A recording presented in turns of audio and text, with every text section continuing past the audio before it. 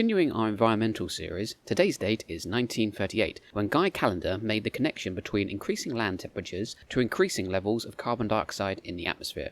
In 1890, Samuel Pierpont Langley and Frank W. Very managed to determine the surface temperature of the moon by measuring infrared radiation leaving the moon and reaching Earth. Their experiment showed that when the moon was low in the sky, the measurements were weaker. In 1896, Svante Arrhenius used this observation and determined that the weaker measurements were due to the rays encountering a slightly thicker atmosphere at that lower angle which absorbed the radiation. Arvid Hogburn, a colleague of Arrhenius, was also trying to quantify the sources of emissions of CO2 over the last century or so. Both scientists realized that CO2 would increase the temperature of Earth.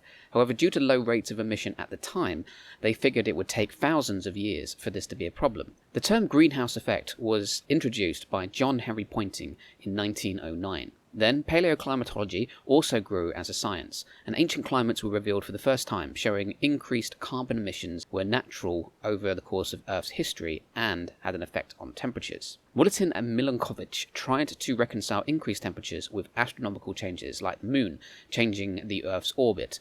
However, this failed to be reconciled with recorded ice ages. Guy Callendar would revive Arrhenius's greenhouse effect theory and showed that temperature increases and CO2 levels had been rising.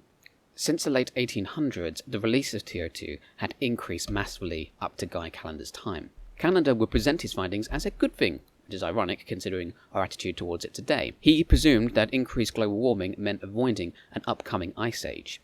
To remember this date, let's take a greenhouse, and as the sun's rays enter it, they bounce around and the greenhouse fogs up, and the gardener inside then writes 1938 in the steamed up windows. Try to imagine the wiping sound of, a finger going down a window, and that will help ingrain it in your mind. 1938. Temperature increases are linked to increased CO2 levels by Guy Callendar, but don't forget the other scientists' contributions to this theory too. Thanks for watching.